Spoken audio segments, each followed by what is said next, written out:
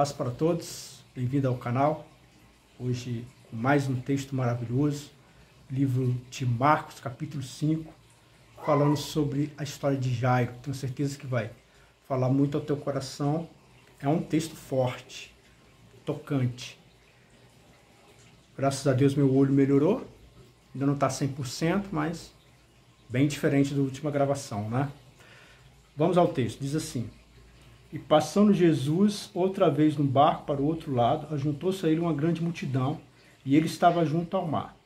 E eis que chegou um dos principais da sinagoga, por nome Jairo, e vendo, prostou-se aos seus pés. Então, um dia bem cheio para Cristo, né? E acontece algo que até então nunca tinha acontecido. Você está acompanhando aí as histórias que eu tenho comentado aqui, e você vê que os fariseus estão sempre contra Jesus. Mas aqui acontece algo inusitado. Um fariseu, que a Bíblia chega a colocar que é o principal da sinagoga, de repente vem até Jesus e ele toma uma atitude aqui que é espantosa. Ele se prostra, e no livro de Mateus, contando a mesma história, diz que ele adora Jesus. Os fariseus, eles são conhecedores da palavra. E uma coisa que um judeu conhecedor da palavra, naquela época, claro que os judeus de hoje não são assim, né? Os judeus hoje, eles não têm essa mentalidade, né? Você vê que tem alguns atores, algumas pessoas famosas, né, no nosso meio, que se dizem judeus, né? Você vê que eles não têm esse procedimento. Por exemplo, Rafinha Bastos, que eu posso citar, tantos outros aí que são judeus, você vê que não tem esse procedimento mais. Porque hoje o judaísmo é completamente diferente daquela época. Mas aqui nós estamos falando aonde havia uma teocracia, onde o Estado e a religião andavam juntos. E nenhum judeu jamais se prostraria se não fosse a Deus. E aqui nós vemos um fariseu se ajoelhando e adorando Jesus, reconhecendo quem de fato Jesus é. Algo que ele fez aqui que até então dá a entender que a multidão não fez. Então, uma vez que ele reconhece quem é Jesus, então Jesus agora vai atender o pedido desse homem. Dá um oi aqui pra galera aqui, Davi. Pera aí. É o meu sobrinho. Oi. É. Comendo pão. Então, voltando. Eis que chegou um dos principais da sinagoga por nome Jairo, e vendo, prostou-se aos seus pés. Então, um judeu aqui, fariseu, que se ajoelha para Cristo, adora Jesus e faz um pedido. Meu sobrinho passou aqui, ele tem 8 anos, e nós vamos falar aqui de uma criança também que tem 12 anos, que é a filha de Jairo. O pedido desse homem é justamente porque a filha dele estava passando uma grande enfermidade. Passando uma grande enfermidade, precisava de cura. E essa cura iria acontecer segundo a misericórdia e a graça de Deus, que é uma história tremenda essa aqui. Então, ele roga muito. Então, presta atenção. Ele diz que está rogando muito, ou seja, ele está pedindo várias vezes. Pedindo, clamando. Pedindo o quê? Que a sua filha, que ele vai atender sua filha. Rogava ali dizendo: minha filha está à morte, rogo-te que venha e lhe imponha as mãos para que saia viva. Então, esse homem aqui estava com a filha doente. Lá no final do texto vai dizer que ela tinha 12 anos e ela estava morrendo. Então, se ela estava morrendo, então era necessário que Jesus corresse ao encontro dessa criança para poder trazer cura. Era essa a necessidade, que ele fosse o mais rápido possível. E aqui diz, irmãos, que Jesus se propõe aí. E foi ele e seguiu uma grande multidão que o apertava. Então, quando ele estava indo, a multidão começou a seguir Jesus. Porque quando o Jairo faz o pedido, ele para tudo, falando: eu vou atender, eu vou lá. Só que quando ele vai, a multidão também vai. Você já a gente vê sempre, né? Esses repórteres, né? Que o cara sai do tribunal, por exemplo, ele tem que ir até o carro, mas quando ele está andando, vem aquele monte de repórteres, coloca o microfone na cara do homem e isso obriga ele a andar devagar. Ele estava indo numa cadência boa, mas de repente, por causa dessa galera, dessa multidão, ele agora é obrigado a andar devagar. E aqui é o que Jesus faz. Jesus ele se propôs aí, mas por causa da multidão agora ele tem que andar devagar. E aí eu quero chamar sua atenção para isso aqui. Imagina, um cara que está com a filha quase morrendo. A filha dele estava já prestes à morte. Ele precisava que Jesus fosse com pressa. E de repente aqui agora Jesus está indo bem devagar. Às vezes a gente também é surpreendido com necessidades urgentes. Eu preciso da solução para ontem. E aí você clama a Deus, você faz igual o Jairo aqui, se ajoelha, implora, clama. E Jesus, ele envia uma palavra, você entende lendo a palavra de Deus, ou então as circunstâncias falam com você, ao ponto de você compreender e entender que de fato Deus está indo ao teu encontro, de fato Ele está indo te socorrer. Porém, as coisas parecem que demoram demais, sabe? As coisas vão demorando cada vez mais, vai ficando cada vez mais demorado, e isso aperta o nosso coração. Assim como apertou o coração de Jairo, que estava precisando urgentemente que Jesus corresse, mas agora Jesus está andando bem devagar, por causa da multidão. E isso é algo muito complicado para aquele homem que estava tendo essa necessidade. Talvez você que está assistindo esse vídeo está na mesma situação, com uma grande necessidade, precisando que Deus haja rápido, mas parece que as coisas estão devagar. Eu quero convidar você, meu amigo, minha amiga, a fazer a mesma coisa que Jairo. Creia, acredite, mesmo que parece que está sendo demorado, parece que os dias vão ficando cada vez, sabe, parece que as horas vão ficando cada vez mais longas, ainda assim creia, Deus sabe o que faz. Aqui no final do texto você vai ver o que Deus, como esse Deus é maravilhoso, ele sabia exatamente o que estava fazendo, e Deus sabe exatamente o que tem que fazer na sua vida. Então creia, acredite, se entregue a tua fé ao ponto de, mesmo demorando, você não duvidar. E aí ele diz aqui, e com ele seguiu uma grande multidão. E certa mulher que havia 12 anos tinha um fluxo de sangue. Então, ele introduz aqui, essa caminhada que ele está indo, que já tá devagar, já precisava que Jesus fosse ao encontro da sua filha enferma, mas já indo devagar, de repente entra agora essa mulher aqui que tem um fluxo de sangue. No Antigo Oriente, né, a pessoa que tinha... A mulher, por exemplo, que estava nos seus dias, naqueles dias, né, ela não podia ir para o templo, porque era considerado imundo. Né? Então, essa mulher aqui, ela tinha um fluxo de sangue, ou seja, então ela não tinha períodos igual as mulheres têm normalmente, né? Mensais aonde há um fluxo de sangue, de fato, na mulher. Né? Naquela época, quando a mulher ela estava nesses dias, ela não podia ir no templo, porque ela era considerada imunda. Então ela tinha que ficar em casa, depois que passasse os dias, né, ela voltava à comunhão com os irmãos. E aqui, essa mulher tinha um fluxo de sangue, ou seja, ela tinha sangue constante. Então, ela era praticamente considerada imunda. Quando as pessoas eram consideradas imundas, as pessoas elas não podiam se relacionar, porque a ciência daquela época não era grande, as pessoas não tinham ideia de certas doenças, então o que se praticava era o lockdown, era o isolamento. Né? O exemplo clássico era os leprosos. Né? Eles tinham que ficar longe do convívio social. E essa mulher aqui, ela tinha um fluxo de sangue. Então, ela sendo considerada imunda, ela não podia se aproximar das pessoas. E se ela estivesse andando, por exemplo, na feira, e estivesse andando na feira, ela tinha que gritar imundo. Por quê? Para as pessoas saberem que ela tem uma doença, que não se sabe a causa, e as pessoas se afastarem para não pegar. Então ela tinha que gritar imundo. E aqui ele continua dizendo o seguinte, e que havia padecido muito com muitos médicos, e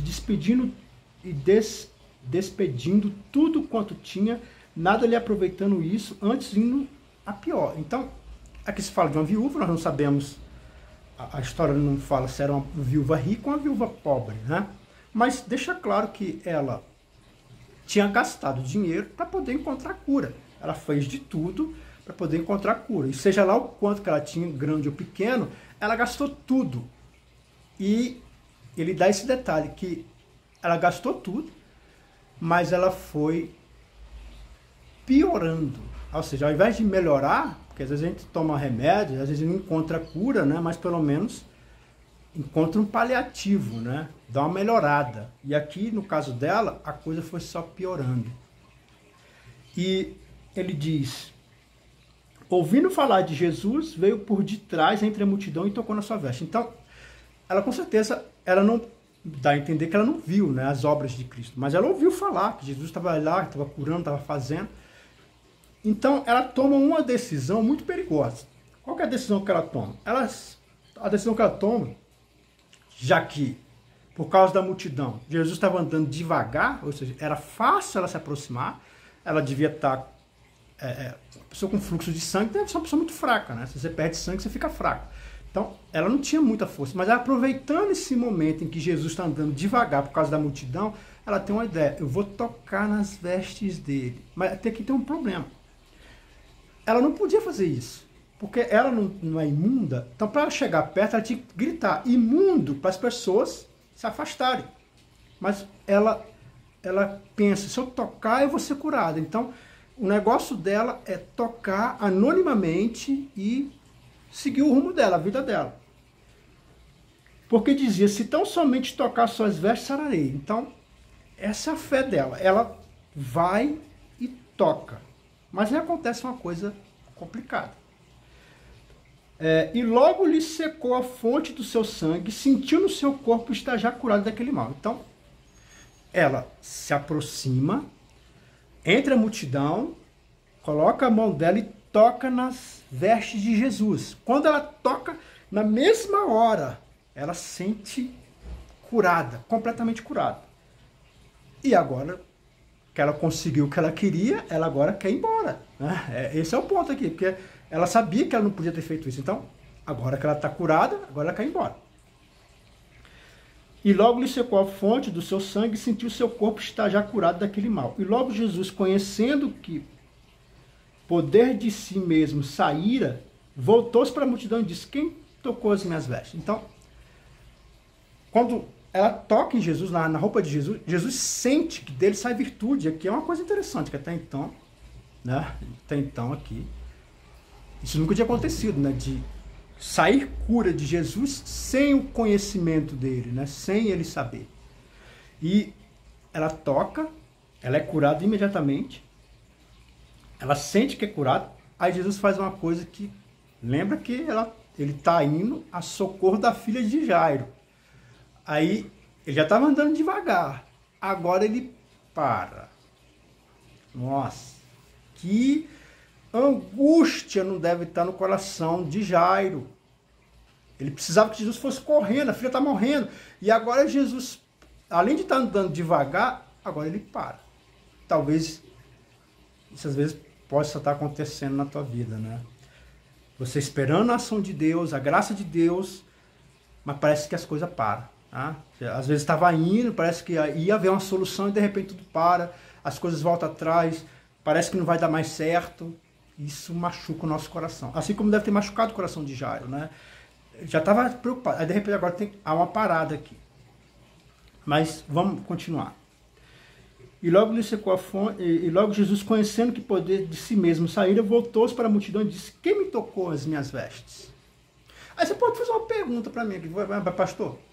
Você tinha falado no vídeo anterior que Jesus é Deus. Ora, nós sabemos que Deus, ele tem onisciência, ou seja, ele sabe de tudo. E agora está aqui um Jesus que não está sabendo, não sabe quem tocou ele, sabe? Saiu virtude sem ele saber. Ué, como é que é isso aqui? É porque a palavra de Deus deixa claro no livro de Filipenses, ou Efésios, eu vou colocar o versículo nos comentários. No primeiro comentário eu vou colocar o versículo aqui desse texto riquíssimo, que fala da humilhação de Cristo. Então, Jesus, que é chamado quinose, Jesus ele se esvazia. Então, ele sendo Deus, 100% Deus, ele, na sua humilhação, ele se limita. O poder dele é limitado. Isso quer dizer o quê? Que Jesus, ele é Deus, mas não estava Deus. Ele é, mas não estava. Por isso que num outro momento, o discípulo vai perguntar quando essas coisas vão acontecer. Jesus fala assim, só quem sabe é Deus. Esse dia, essa hora, só quem sabe é Deus. Ora, mas ele não é Deus? É porque Na sua humilhação, ele limitou o seu poder. Aqui, então, Jesus, ele, sendo Deus onisciente, onipresente, onipotente, essas atribuições foram limitadas para ele ser 100% homem, sofrer e padecer. Então aqui é um Jesus Deus que não estava. Assim que ele morre e ressuscita, é claro que ele sabe o dia e a hora, ele sabe de tudo, porque ele passa, né, dessa humilhação. Eu vou colocar no primeiro comentário aqui o versículo, que é tremendo, né? Eu convido você a ler, que é lindo demais. Fala dessa humilhação, dessa forma, desse Deus maravilhoso de se humilhar, se colocar debaixo, se colocar olho no olho do homem, né? Então, esse é o motivo. E aí, disseram-lhe seus discípulos, vê que a multidão te aperta e diz quem me tocou, ou seja, está todo mundo te apertando, está todo mundo te cercando.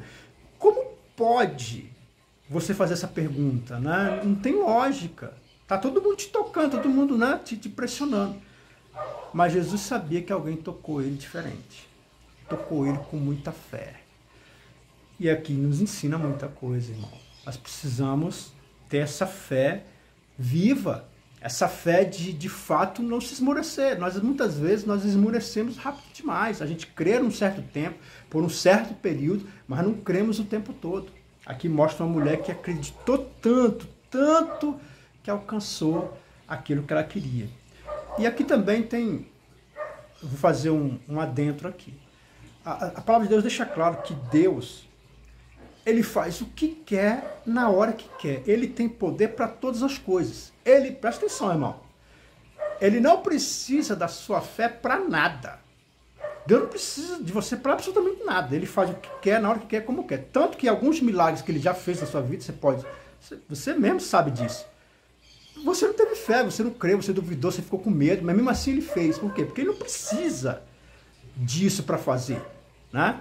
Ele simplesmente faz segundo a sua graça e sua misericórdia. Mas muitas vezes Deus acha graça de trazer juízo sobre aqueles que não creem. Então é uma forma de punição. Então Deus também, ele pune a nossa incredulidade. Então Deus, ele não precisa de nada nós para fazer nada. Ele não precisa de nada. Ele faz o que ele quer, como quer, na hora que quer. Mas também, em alguns momentos, ele deixa claro nos versículos que ele pune a sua incredulidade. Ele pune a sua incredulidade não fazendo as ações. Por exemplo, quando Jesus ele vai numa cidade, ele fala, ó, ele não pôde agir lá porque ele viu pouca fé, né? As pessoas eram muito incrédulas. Isso não é que ele estava condicionado à fé de ninguém, mas como uma punição, como um juízo, ele traz sobre essas pessoas a falta de fé, a descrença. Por que eu estou falando isso? Porque muitas pessoas, pastores e igrejas, adoram usar esse tipo de coisa para dizer que as coisas não aconteceram porque você não teve fé. Então, a pessoa profetiza e aí não acontece e a culpa é tua, né? Você não creu, você não teve fé. Então aí ficou fácil ser profeta, né? Eu profetizo o que eu quiser e se não der certo, a culpa é sua. Então, existem vários textos na Bíblia que vai deixar claro que Deus age, você querendo ou não, pela graça e misericórdia dele, e outros, Deus punindo a incredulidade. E aí, diz os seus discípulos, vê que a multidão te aperta e diz, quem me tocou? E ele olha ao redor para ver para quem lhe fizera isso. Então Jesus, além de estar parado, ele começa a olhar ao redor procurando a pessoa. Então logo a mulher que foi curada sabia que não tinha como se esconder. Ora, ela foi curada, mas não tinha como se esconder. Lembra-se que ela está com um problema sério, né? Porque ela não podia chegar perto. E então a mulher que sabia o que lhe tinha acontecido, temendo e tremendo, aproximou-se e prostou-se diante dele e disse toda a verdade. Então essa mulher, ela chega até Jesus tremendo de medo. E por que ela está tremendo de medo? Primeiro porque, são dois, eu acho que os dois motivos. Primeiro porque ela estava, ela era uma pessoa imunda, para poder chegar perto ela tinha que gritar, para as pessoas dar espaço para ela poder chegar perto. Uma vez que ela não fez isso, ela podia ser repreendida por Jesus. Talvez Jesus estava procurando ela para repreender. Ela falou, mas como é que você sendo uma mulher imunda, né? Você não... Como é que você sendo imunda, você não grita? Você foi chegando perto, você chegou perto de mim, tocou em mim. E quantas pessoas você não foi se esbarrando aí, ó, para poder tocar em mim?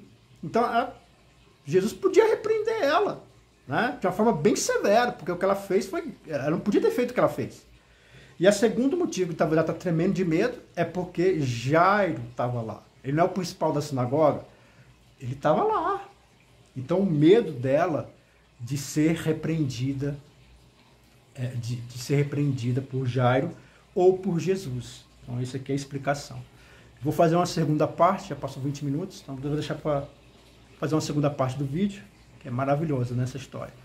E eu quero chamar sua atenção, quero encerrar dizendo que Jairo, ele era o principal da sinagoga, era um fariseu e ele adora Jesus. Ele se ajoelha para adorar Jesus. Ele reconhece. Então um fariseu jamais faria isso, irmão.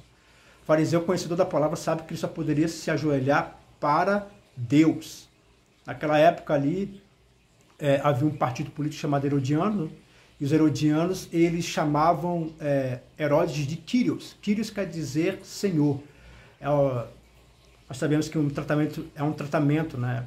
É um pronome de tratamento, Senhor, né? A gente se trata assim. Mas naquela época não era um nome usado para qualquer pessoa. Assim como, por exemplo, a gente está acompanhando CPI, né? Você está vendo aí, né? As pessoas falam Vossa Excelentíssima, né? É porque esse é o pronome de tratamento dado àquelas pessoas. E Senhor era dado somente a Deus. E como Herodes se considerava filho dos deuses, ele tomou para si a cunha de Senhor. Então, um partido de judeus aceitava isso. Os fariseus jamais, porque Senhor só Deus. E você vê aqui que ele reconhece Jesus como Deus. Primeiro ponto é você saber com quem você está servindo, saber com quem você está andando, saber com quem você está, quem é Jesus. E adorar. E ter essa atitude humilde. Ele sendo fariseu, ele se ajoelha, adora Jesus e pede a Jesus, clama a Jesus, roga a Jesus. A mesma coisa eu digo para você fazer. Peça a Jesus, roga a Jesus. Você vê que a coisa foi atrasando, ele parou, mesmo assim ele estava crendo que Jesus poderia fazer alguma coisa. Eu quero dizer para você que, apesar das coisas estar demorando, apesar de muitas vezes as coisas estarem paradas na sua vida, não significa que Deus não está agindo. Pelo contrário, Ele vai te ajudar, assim como ajudou Jairo. Amém? Fica na paz e na graça. No próximo vídeo vou trazer essa continuação. Que Deus possa abençoar todos vocês. Amém?